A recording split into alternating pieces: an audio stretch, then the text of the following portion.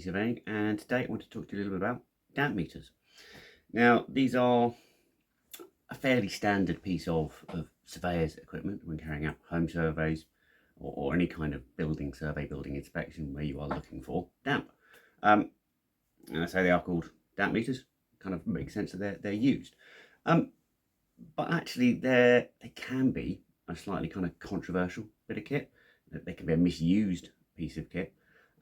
So I want to spend a little time talking about what they do, how I use them, how you can use them, how you should use them, some of the problems and limitations, but also some of the kind of alternatives that may be developing as well.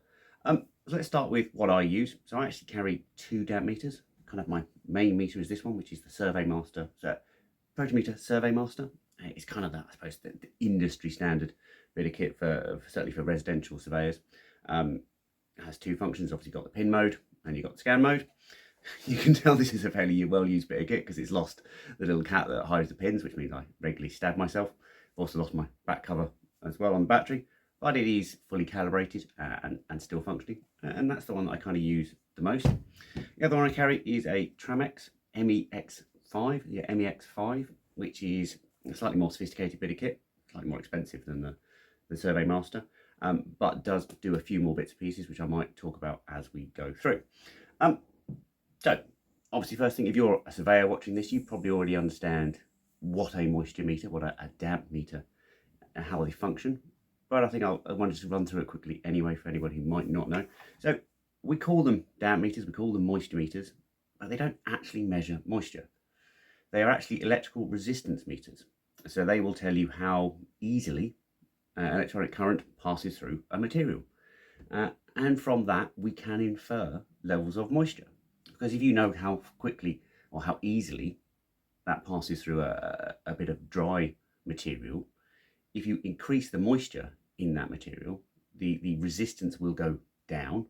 The electricity will pass through easier, so your reading will go up, and you can assume then that if you get a higher reading, you've got more moisture in the material. Because water is more conductive than most of the material. Sorry, you can hear one of my meters beeping there. Water is more conductive than most building materials that we might find in a regular house. The problem is moisture is not the only thing that's going to push up or reduce, the resistance in the material, therefore ease the passage of electricity through that material. There are a number of other factors that can affect it. So to kind of take the example of using one of these on masonry, for example, I put my meter on the masonry. It's calibrated for dry plaster and masonry, and that'll get an average reading if it is dry. If there's damp in it, it's going to go up and we'll get a higher reading, or the resistance goes down, the reading goes up, so we get a higher reading. However, that is for certain types of masonry. There are different types of masonry that will give a higher reading. So this one, to take this wall as an example, this is my house, so I know it well. If I put my meter to it, you can probably hear that beeping. That beeping is telling me that is a higher than average reading. Now, as it happens, I know this bit of wall is not damp. That's a perfectly dry bit of wall. But I do know it was built in the 1950s. A lot of the block work, so the concrete block behind there, a lot of that has a lot of impurities. They were using stuff from power stations and bits and pieces at the time to mass produce blocks because they had a big need for housing after the war. And that will set off the reading because those impurities are more conductive than concrete. So the meter thinks that's damp because it's got higher conductivity and produces a higher reading. Other factors that can also affect it, for example, salts left in the wall. So if a wall has been damp and dries out, it leaves what we refer to as salts. That's essentially the impurities within the water. As the water dries out, it evaporates into the atmosphere, leaves those impurities behind. They stay within the material.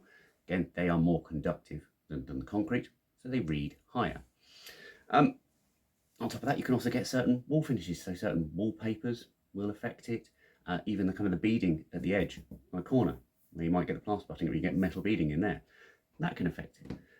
Nails and bits and pieces, anything left in the wall can affect the reading because it's not performing the same as the concrete.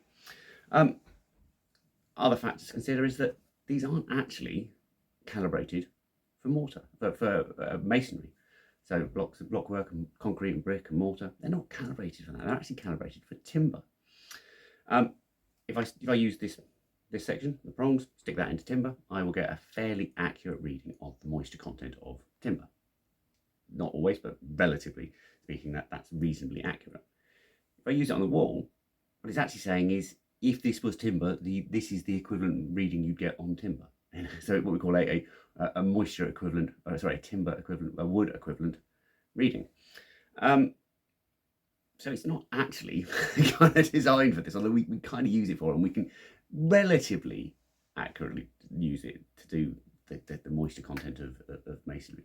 But as I said, there are some real big flaws with it. If you really want to know the moisture content of a bit of masonry, you actually have to take a sample of that masonry and test it. You actually have to drill a hole, take a little sample, send it away, and there's various testing you can do that will work out the exact moisture content of it, and that is really useful to do in a lot of situations. Of course, in most situations, you don't want to start knocking holes in walls, taking samples and sending them off. It's not appropriate, particularly for someone like me, who is a residential surveyor doing home surveys. I'm working for a buyer looking at a property that obviously they don't own yet.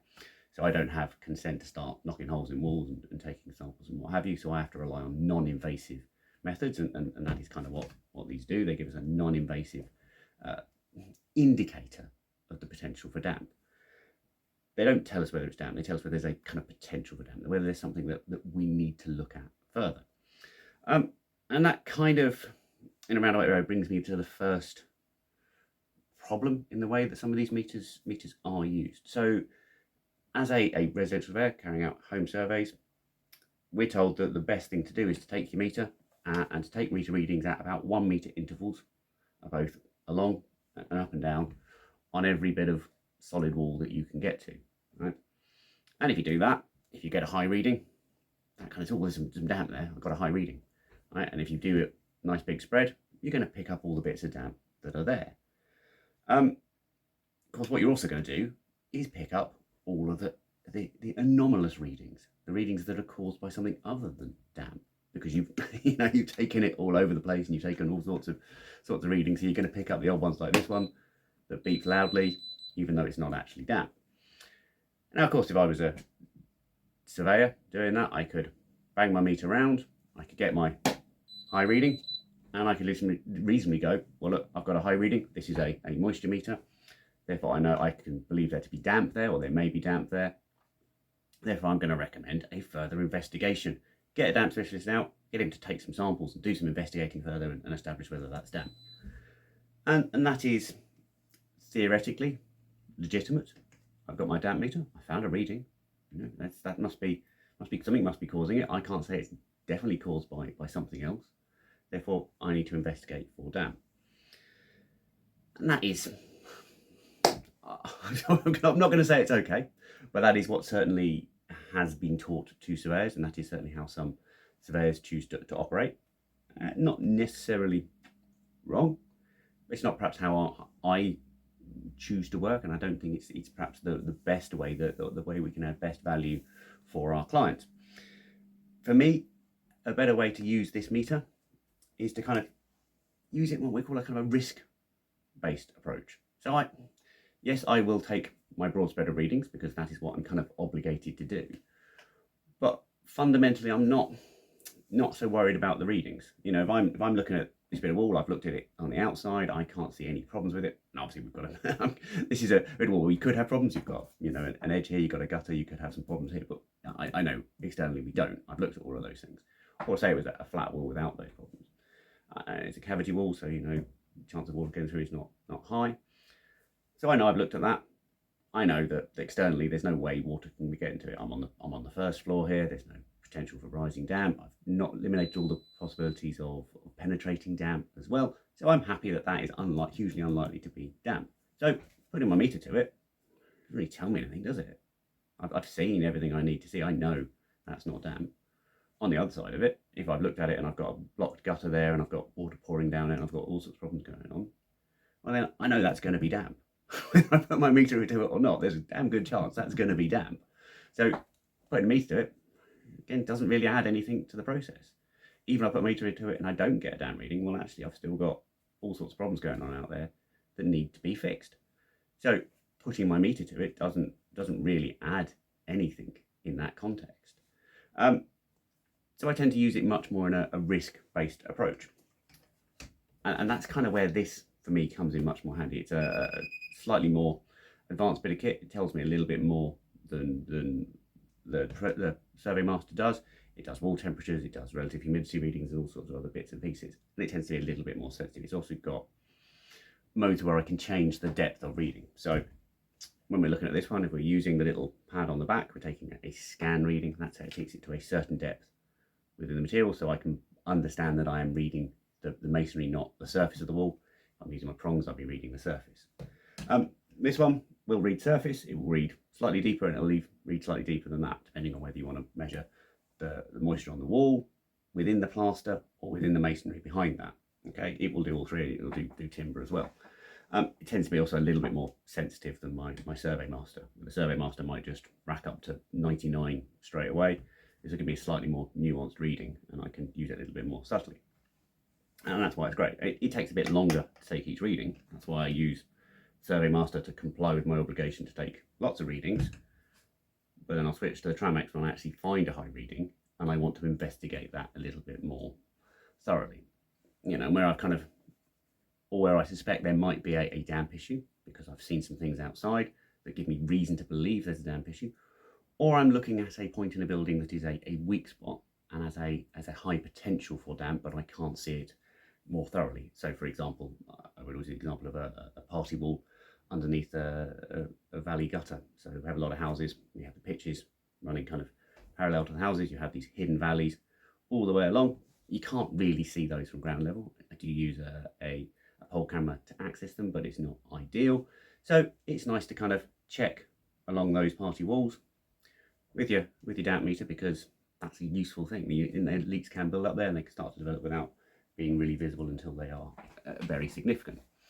So I kind of tend to use this one for that kind of risk-based approach, that looking in depth at those particular issues. I also use it where I have found a problem and I want to kind of determine the extent of that problem. So, you know, okay, so I've got an issue outside, I can see there's some potential for water getting in. I've come inside, I've seen a bit of staining, and I can, okay, well, I can tell that the staining is damp. I mean, it's a stain, it's going to be, and I've got a problem outside.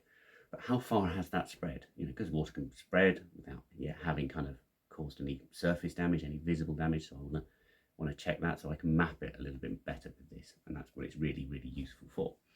So as I say, we've got those two approaches. This kind of, what's what I describe like I don't really want to use a gun metaphor for these because it's not really me, but this is kind of use it for your shotgun approach where you're just banging around, you know, taking that widespread.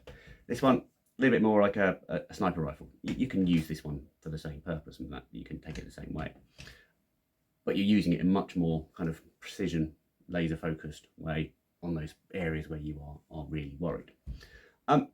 So personally, I do think they are still a useful bit of kit as Surveyors. I don't think we should be giving them up yet. I know there are some people who get very worked up about it, and I think the reasons they get worked up about the use of moisture meters by Surveyors, I keep thinking I'm picking on the Survey Master. I'm not. I mean, it is a good bit of kit, but there are plenty of people running around with these that just find any high reading, go, that's damp, investigate further, or they are the damp specialists who go, that's damp, you need a new damp proof course, just because they've had one high reading, which is a nonsense.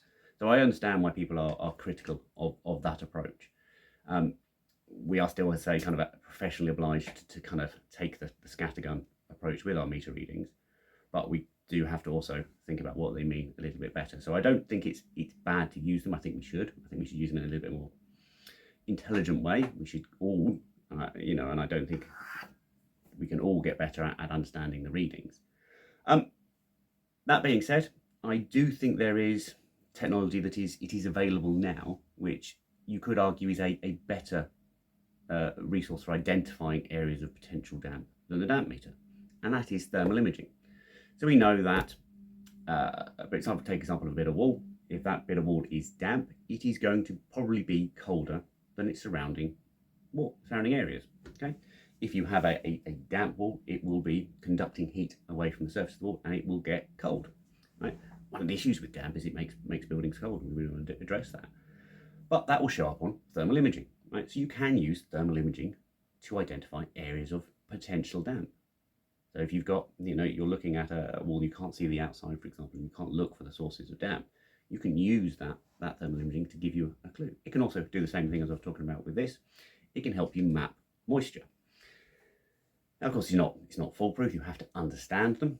And I would say thermal imaging, the whole area, it is something that is as a concept best left to specialists. And I don't think that we as surveyors should be looking to kind of use thermal imaging in the way that a true specialist would, because there are factors they need to factor in. They need to say environment, whether the heating's on, time of day, all of these things factor into a full thermographic survey. However, using it as an aid to identify damp is a lot more straightforward. Okay, you can still get it wrong. If you see a cold area and it's caused by something else, there are potential issues around that and hotspots, but it generally is relatively fail-safe, foolproof. Most surveyors can do it with a reasonable amount of training, and the kit is not vast. It's not cheap for a decent one, but it's not vastly expensive. It's certainly more expensive than a straightforward damp meter. But I do think it's something that we will be soon perhaps becoming more of a regular part of what surveyors use. I think it is certainly perhaps going to be the future. It may take over from these as the standard, the first choice way to identify potential damp areas in a property. These may still come in as a backup for additional information. So, for example, this one that's giving me, more information about temperature readings and relative humidity and bits and pieces like that. That can also be handy within that process. So, as I said, I think for now I'm happy with using a damp meter as long as I'm using it correctly, understanding the results correctly, and feeding that results back to my client. If I was just relying on that, bunging it round and bringing up any reading I like, finding one high reading and referring it to a damp specialist, I wouldn't consider myself as doing the job to the best of my ability or in the best interests of my clients.